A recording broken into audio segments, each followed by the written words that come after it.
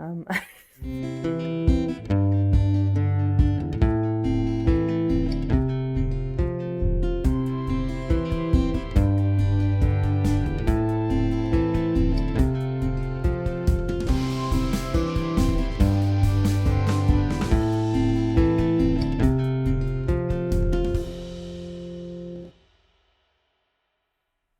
Hola a todos, les traigo una buena noticia, que es que vamos a retomar las actividades en este canal de YouTube de la Mamá Teóloga.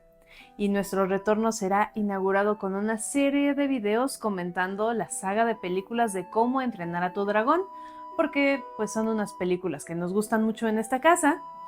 Y pues para abrir el tema quisiera atender un cuestionamiento que quizá algunos católicos se están haciendo, que es: ¿acaso la fantasía no está opuesta o contraria a la religión?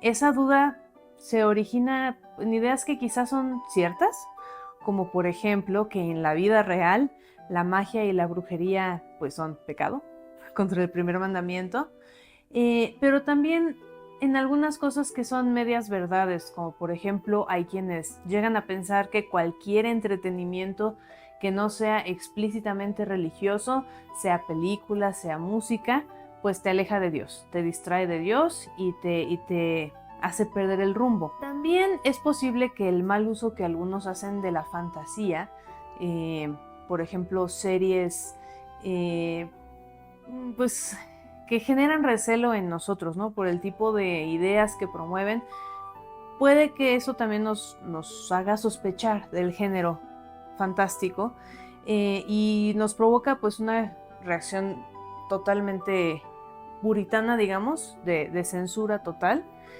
Pero la postura católica a lo largo de la historia ha propuesto un acercamiento diferente. La realidad es que autores católicos como Chesterton o Tolkien, ambos católicos comprometidos, llegaron a escribir defendiendo los beneficios de este género literario y cómo está mucho más conectado a la fe de lo que algunos se imaginan cuando es correctamente utilizado. Y quisiera rescatar algunas ideas centrales de lo que ellos hablan. Como idea 1, ellos plantean que la fantasía nos da imágenes para explicar realidades espirituales de gran importancia. Por ejemplo, descubrir tu propio llamado o la importancia del sacrificio, enfrentarse al mal sin negociar con él y tener la disposición a entregar tu propia vida por aquello que estás defendiendo. Familiarizar a los niños con estas verdades permanentes y muy importantes los vuelve menos susceptibles a las modas o al estar al pendiente del supuesto progreso, ¿no? de las novedades, de los avances científicos, de cuál va a ser el próximo celular nuevo que esté a la venta. También Tolkien explica que en los mundos fantásticos la magia no es considerada un elemento sobrenatural, sino que es natural, o sea, es natural como un caballo, como una carreta, como un árbol, y lo que hay de sobrenatural en las ideas fantásticas proviene de la virtud de los personajes, del arte y la belleza de la historia, y eso es lo que mueve nuestra alma a lo sobrenatural.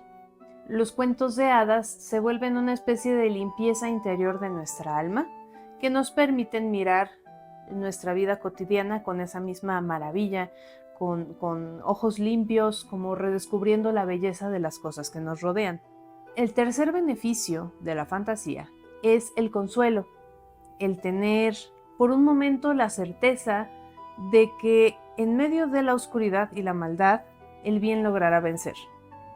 No es o no debería ser un escape de la realidad, ¿no? O sea, estar absolutamente aislados de lo que está pasando en el mundo, como quien está huyendo, ¿no? O sea, como quien deserta de su puesto, sino simplemente una manera de recuperar las fuerzas para continuar el combate en nuestra propia vida.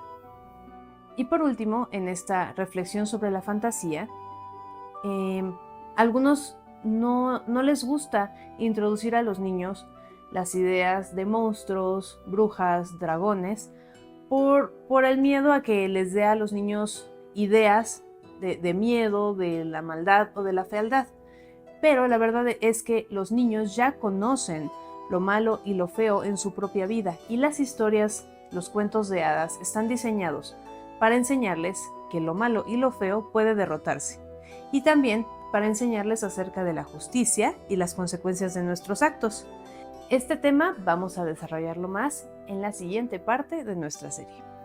Tomando todo esto en cuenta, se vuelve una misión interesante encontrar libros o películas familiares que hagan justicia a lo que debe ser este género, sobre todo películas. Pero de vez en cuando encontramos algunas que pasan la prueba, y creo que la saga de Cómo entrenar a tu dragón de DreamWorks lo logra muy bien. Y ya viéndola con ojos de papás, mi esposo y yo reconocemos elementos que me parecen muy buenos. En primer lugar, hablemos de la belleza. A pesar de las limitaciones de la animación en esa época, se puede notar un gran esfuerzo de hacerla estéticamente agradable, sin sobreestimular, con colores demasiado llamativos o anatomías exageradas o deformes. También tiene muy buena música. Hacen un muy buen trabajo haciéndonos sentir lo que sienten los personajes. Es decir, que en un sentido sensorial, la película no tiene objeciones, en un sentido como técnico. Pero ¿qué tal el contenido? Una de las primeras cosas que pueden notarse en la película es que no nos están presentando por milésima vez un papá inútil que solo sirve como bufón de la historia. Estoico, el papá de Hippo, es un buen líder de su aldea, alguien que toma decisiones con firmeza y que siempre es el primero en la línea para proteger a Hippo y a las familias que tiene a su cargo. Aunque nos genere frustración la poca flexibilidad que tiene, nunca se podría cuestionar la bondad de sus intenciones. Podemos contrastarlo con otro papá estéticamente similar, Fergus, el papá de Mérida en Valiente, de Disney, para notar cómo son diametralmente distintos, siendo Fergus solamente un bruto sin iniciativa, manejado por su esposa y su hija. Otro tema es el de la ruptura ideológica con la generación anterior, que siempre va a ser un asunto riesgoso cuando se aborda el tema de romper con el modo tradicional de hacer las cosas. Es algo que puede llegar a salir muy mal cuando no se tiene comprensión de los motivos de una tradición que anteceden a la idea innovadora del protagonista. Poniendo de nuevo como ejemplo negativo la película de Valiente de Disney, introducen el matrimonio morganático, es decir, el matrimonio entre dos personas de distinto rango nobiliario, por puro sentimentalismo, sin explicarle a la niña o a la audiencia las implicaciones de tal decisión, o sin que Mérida tenga que renunciar a sus derechos de princesa, como si no pasara nada.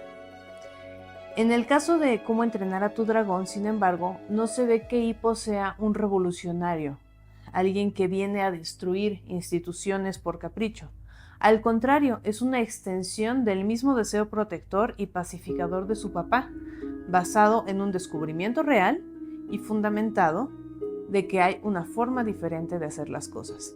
Y podría parecer chocante en un inicio, hasta que reflexionamos que es exactamente lo que está ocurriendo con los católicos tradicionales, que nos enfrentamos a 2 o 3 generaciones que nos anteceden, a quienes les fue impuesto y a su vez imponen una forma violenta de entender la fe, basado en la destrucción y el enfrentamiento con ciertas ideas como si fuesen un enemigo dañino, mientras que nosotros buscamos explicar, muchas veces sin éxito, que la tradición no es enemiga, que la teología escolástica sigue vigente, que aún hay lugar para la belleza y que no es necesario destruir retablos y altares como si quisiéramos borrar un pasado vergonzoso.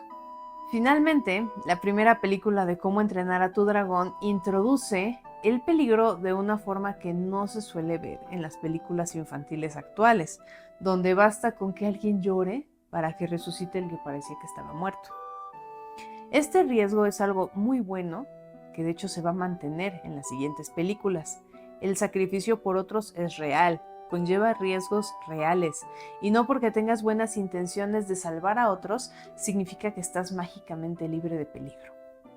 El hecho de que Hippo pierda una pierna en el enfrentamiento final hace notar que el cuerpo es un medio que se pone al servicio de nuestra inteligencia y voluntad, que la integridad o perfección física no debe idolatrarse, y que no hay que perder de vista las cosas más altas.